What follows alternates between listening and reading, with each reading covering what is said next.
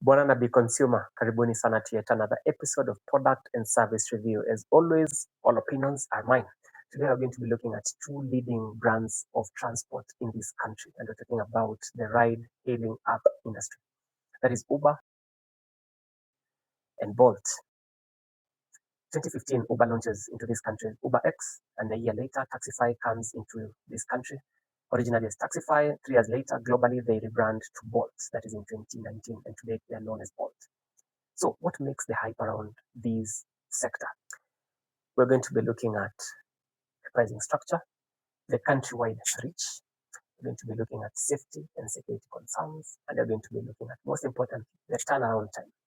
When you're requesting for a ride or requesting for delivery, full length of this video, please log into my YouTube channel, Bwana na Be Consumer. Don't forget to subscribe, like, share, and leave a comment. It's 10:32 in the PM, and you requested for 2 identical rides, both on Uber and Bolt. And each of them is pushing me towards a certain line of the rides that they're offering. Uber is pushing me towards Uber Chap Chap, which is 1 minute away according to the app, costing me 530 shillings for a distance of 15 kilometers, 20 minutes out. So there's no traffic right now. It's 10:32, the roads are clear. And on the other hand, Bolt is offering me their two-wheeler, that is their motorbike, which again they say is 1 minute away from my location. For a distance of 15 kilometers, 20 minutes away, they're charging me 330 shillings. So a difference of 200 shillings at different rides. One is a motorbike, another one is a motor vehicle. Let's compare what these brands charge, like for like. Uber Chap Chap, an equivalent of this. So Uber Chap Chap is charging me 530 shillings. At this hour, the basic brand for Bolt, which is an equivalent of the Uber Chap Chap, is charging me 490 shillings. Okay. So what coming to the two-wheeler, that is Uber Boda is charging me 320 shillings, 5 minutes away from my location. And the Boda is charging me motorbike 330 shillings. So they're naming it motorbike. Coming to electric Boda, 320 shillings for Uber. Electric motorbike, Bolt, 290 shillings. Comfort, 880 shillings for Uber. Comfort, Bolt, 1,090 shillings. Quite a range there. And then lastly, on Uber, they have offered me also an Uber XXL, which is charging me 1,260 bob. Coming to Bolt, at this hour, there's nothing like that is appearing on the app. So there's no an XL version at this hour. It's good to mention that. Maybe on other hours or maybe on other times of the day, you'll find that on the app. But for now, it's not appearing, as you can see on the screen. Yes, so that's much about it.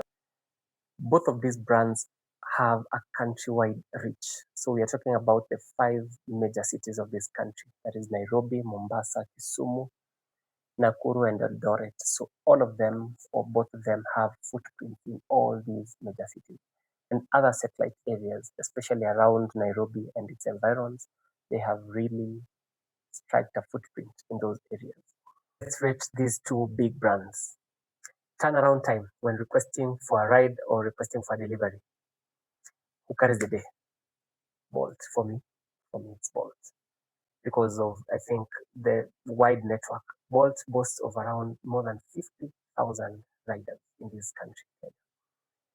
Compared to Uber, slightly around over 27,000, thereabout. Yeah, so maybe the range makes a difference.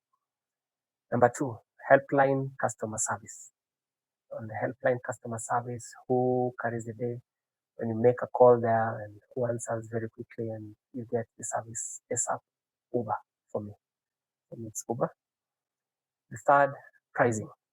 And the pricing is a delicate one because you see, pricings are subject to fluctuations every now and then because of traffic, rains, fuel and offers that each company has from time to time.